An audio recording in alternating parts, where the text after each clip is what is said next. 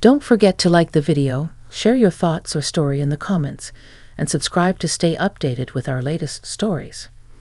Now, before I begin, tell me, where are you watching from? I'd love to know which cities and towns are joining me for this memory that stayed with me for years. It was a quiet Saturday afternoon, one of those days when time feels heavy and the house seems to echo every small sound. I had been sitting by the window with a book I wasn't really reading, just letting my mind wander. Then came the knock, 3 soft taps that somehow carried hesitation. When I opened the door, I froze for a moment. It was Daniel, my ex-husband's son. I hadn't seen him in nearly a decade. He looked older, of course, but there was still something familiar in the way his eyes softened when he saw me. "Hi, I hope I'm not interrupting," he said, almost whispering. I invited him in, unsure what to expect. There was a mix of awkwardness and warmth between us, like 2 people connected by the past, but unsure how to walk through it. We sat in the living room, the same one where his father and I had shared years of both laughter and silence. Daniel glanced around, noticing that I hadn't changed much. "It feels the same," he murmured, and I smiled faintly. "I suppose I'm not good at starting over," I replied. For a while, we talked about small things, his job, his move back to town, how grown up his younger sister had become. But beneath those polite words, I sensed something heavier. He wasn't just here for a visit. I could see it in the way his fingers kept tracing the rim of his coffee cup, in how his gaze drifted toward the window whenever the silence stretched. Finally, he exhaled and said, "I've wanted to talk to you for a long time. I just didn't know if I should." My heart tightened. There was an honesty in his tone that made me sit a little straighter. He continued, "After you left, things changed at home. Dad wasn't the same. None of us were. I was too young to understand, but now I do. I think I blamed you for things that weren't really your fault." The words lingered between us, fragile and raw. I didn't know how to respond right away. All those years, I had carried the quiet pain of being misunderstood, by him, by his father, even by myself. Hearing him say that felt like a door opening that I hadn't realized was still locked. "I never wanted to hurt anyone," I said softly. "Sometimes adults make choices they can't fully explain to children." He nodded, his eyes glistening. "I know that now, and I came here because I wanted to tell you that I understand, and I'm sorry." There was no dramatic music, no grand scene, just 2 people sitting in a sunlit room, finally speaking words that had waited years to be said. I reached across the table and placed my hand over his. It wasn't an act of comfort or forgiveness. It was something simpler, deeper, a shared understanding of how time changes what we thought we knew. He stayed for a while longer. We talked about the past, but this time without bitterness. As the sun began to set, the golden light stretched across the floor, and I realized how much lighter the house felt. When he stood to leave, he smiled in a way that reminded me of the boy he once was. "Thank you for opening the door," he said. I smiled back. "Thank you for knocking." After he left, I stood by the window again, watching him walk down the path. The house felt different, not emptier, but freer. Sometimes closure doesn't come in grand gestures. Sometimes it arrives quietly, years later, in the form of a knock you never expected to hear. I didn't know then that his visit would lead to more than just closure, that his confession would change how I saw my past, and even myself. But that revelation came later, when his words echoed back in ways I couldn't yet understand. The next morning, I woke up with that same heavy feeling that often follows an unexpected conversation. I made my usual cup of coffee, but it didn't taste the same. My mind kept drifting back to Daniel, to the way his voice had trembled slightly when he said he was sorry, to the way his eyes had carried a mix of guilt and relief. It was strange how someone from a part of my life I thought was over could stir so many forgotten emotions in a single afternoon. I sat at the kitchen table, staring out the window at the garden I had tended for years. The roses were still blooming, though a few petals had begun to fall. I found myself wondering if people were the same, if even after being cut off, a small part of us still blooms for the ones who once mattered. By mid-morning, I decided to take a walk through the neighborhood. The crisp air and distant sounds of children playing helped ground me. Yet every step seemed to echo with memories of the home Daniel grew up in, the laughter that used to fill our evenings, and the silence that eventually took its place. I had moved on from that life, or at least I believed I had. But after yesterday, the past felt close again, whispering through every familiar corner. Later that day, I found an envelope slipped under my door. My name was written in neat, careful handwriting. Inside was a short note. I didn't say everything I wanted to. Could we meet again? Daniel. I stared at the paper for a long time, unsure whether to answer. Part of me wanted to protect the peace I'd finally built. Another part, quieter but stronger, told me maybe there was still something important to understand. That evening I called him. His voice sounded lighter this time, as if he hadn't expected me to reply. We agreed to meet the next day at the small park near the lake, the one where his family used to go on weekends. When I arrived, he was already there, sitting on a bench, looking out over the water. He smiled when he saw me, and I felt something shift, a calmness replacing the uncertainty I'd carried since his visit. We talked for a long while, not about the past this time, but about life. He told me about his work, his struggles trying to find direction, how he'd made mistakes and carried regrets. I listened quietly, feeling a motherly protectiveness rise in me. Not because I was his mother, but because once I had loved the people who shaped him. Then, almost hesitantly, he said, "You know, I used to think love was something that either stayed or disappeared completely. But I've realized it doesn't really go away. It just changes shape. I think that's what I came here to understand." His words caught me off guard. I realized I had believed the same thing, that love either lasted or died. But sitting there with him, watching the golden light shimmer over the lake, I understood that some connections simply evolve. They soften, mature, and settle quietly in our hearts, asking for no recognition, only peace. When we said goodbye, he hugged me. Not like a son, not like someone reaching for the past, but like a person saying thank you for being part of their story. As I walked home, I felt something in me begin to heal. The years of silence, confusion, and distance no longer felt like scars, but chapters of a story that had finally found its balance. That night, I stood on the porch, the air cool against my skin, and whispered to myself, maybe this is what understanding looks like. I didn't know what the next days would bring, whether Daniel would visit again or fade back into his life, but for the first time in years, I felt ready for either. What mattered was that the past no longer haunted me. It had simply become part of who I was, and in that quiet acceptance, there was peace. A few days passed before I heard from Daniel again.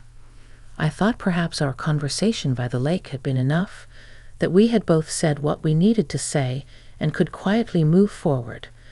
But then, one evening, just as the sun dipped low and the sky turned a soft orange, I saw his car pull into my driveway once more. He stepped out holding a small box, worn around the edges. "I hope it's okay that I stopped by," he said. There was a gentleness in his voice, the kind that comes when someone isn't sure if they're welcome, but hopes they are. I nodded and opened the door, motioning for him to come in. He placed the box on the coffee table and sat down, looking thoughtful. "I found this in one of Dad's old storage boxes," he said. "I thought you might want to see it." I hesitated before lifting the lid. Inside were photographs, some faded, some still clear. Pictures of us from years ago. Vacations, birthdays, and ordinary afternoons that once felt forgettable, but now looked almost sacred. I hadn't realized how much I had missed seeing those faces together. There was one photo in particular, Daniel at maybe 12, sitting beside me with a smile so wide it seemed to hold the whole world. I remember this day, I said softly. We were at the beach. You built a sandcastle taller than you. He laughed quietly. And you helped fix it every time the waves knocked it down. We both sat in silence for a moment, staring at the photograph. The air in the room felt heavy, but not painful, more like the kind of weight that comes with remembering something true. Then Daniel spoke again, his tone more serious. I think Dad never really recovered after you left, he said. He acted like he was fine, but we could all feel it. And I think I carried some of that without realizing it. I saw things as a child, and I made my own judgments without ever knowing the whole story. His words brought a lump to my throat. For years, I had silently carried the blame, telling myself that walking away had been the only way to survive. But hearing him say that, acknowledging what I had never dared explain, felt like someone lifting a stone from my chest. I didn't leave because I stopped caring, I finally said.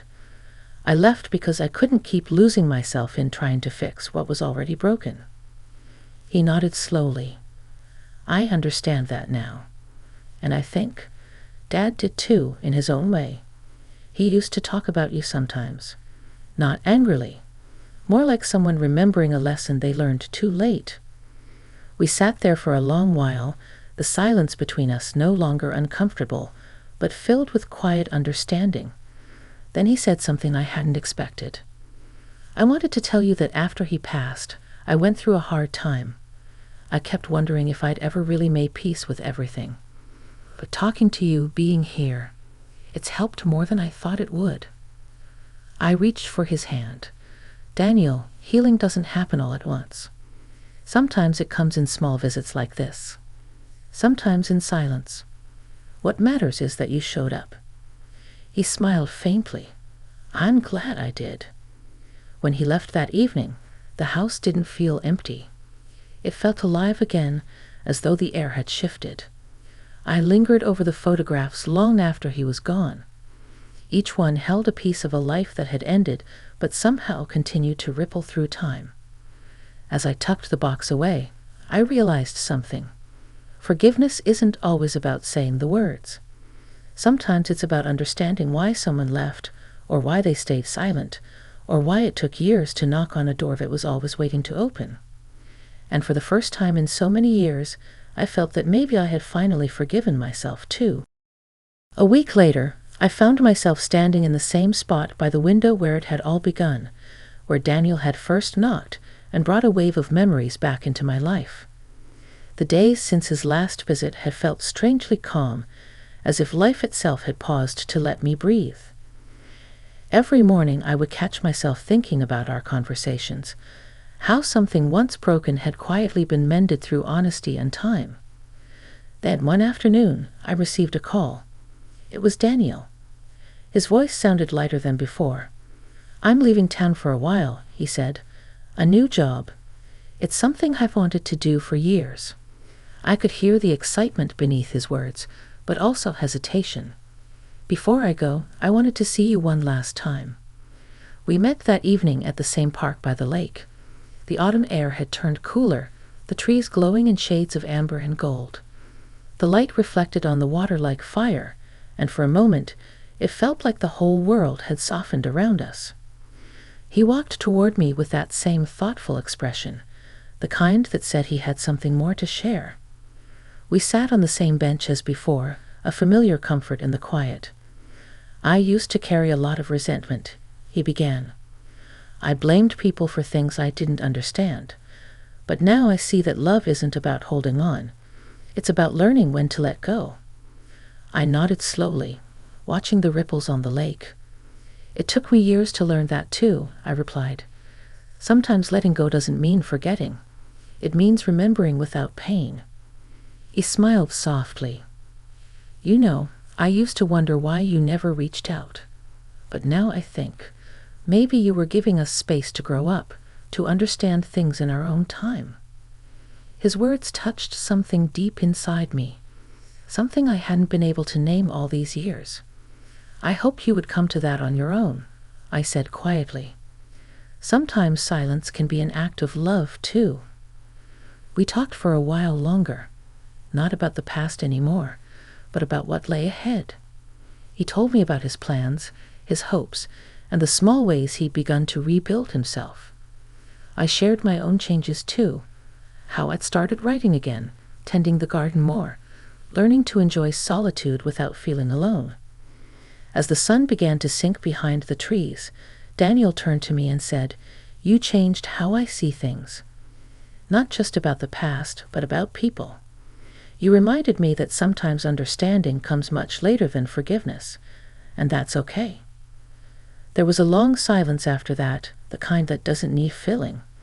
The wind moved gently through the branches, scattering a few leaves across the path. He stood, and I could tell he was ready to go. Before leaving, he looked back at me one last time and said, "Thank you for opening the door that day." I smiled, and thank you for knocking.